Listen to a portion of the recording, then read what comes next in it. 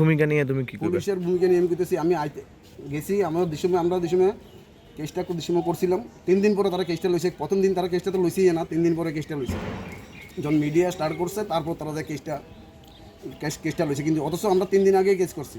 3 দিন পরে তারা কেসটা লইল। কেস লইবার পরও একজন ধরে আনছে, যে লোকটা ধরে আনছে, হাত ধরে যে টানছে হেরও ধরে আনছে, হের জিয়াল হয়ে গেছে। কিন্তু যে মহিলাটা এর উপরে তো অত্যাচার, যে ভাষা যদি আমি মুখে গুতারতাম না, যে ভাষাটি আমার ওয়াইফের যে ভাষাটি করছে, যে ধরনের ভাষা, এটি আমার ভাষা আমার মুখে দিয়ে আইতো না।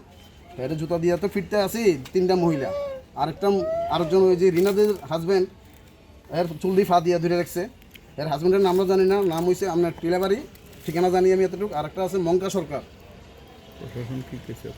মঙ্কা সরকার। কিন্তু আরেকটা জিনিস হলো, কিন্তু যে লোকটারে অ্যারেস্ট করছে বা জেল হয়েছে 14 দিনের, হ্যাঁ রিমান্ডে লইছে না পুলিশ।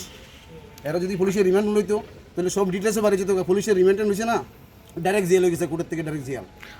এখন পুলিশের কাছে আইছেন, পুলিশে কি কইছে আপনার? পুলিশে কইতাছে যে আমরা এলাকার থেকে আমাদের খবর আছে, পার্টি আরামসে ঘুরতে আছে। পুলিশে কইতাছে আমার কোন আমি ওখান ধরে আনবো। কই 7-8 দিন, আজকে 10-8-9 দিন হয়ে গেছে গা, কই পুলিশ কিতা করতে, কই ভূমিকা নিতেছে। এদিনকে ওসি ম্যাডাম যে আমার বাড়িতে বাকি নামগুলো লিখে আনছে যে এই সার, আর কোনো শব্দই না, এটার কোনো মানে পুরোপুরি এটা ধামাচাপা বেড়ে যেতে আছে। মানে পুলিশে আপনারা কইতাছে তারা বাড়িতে আছে কিনা দেখার জন্য।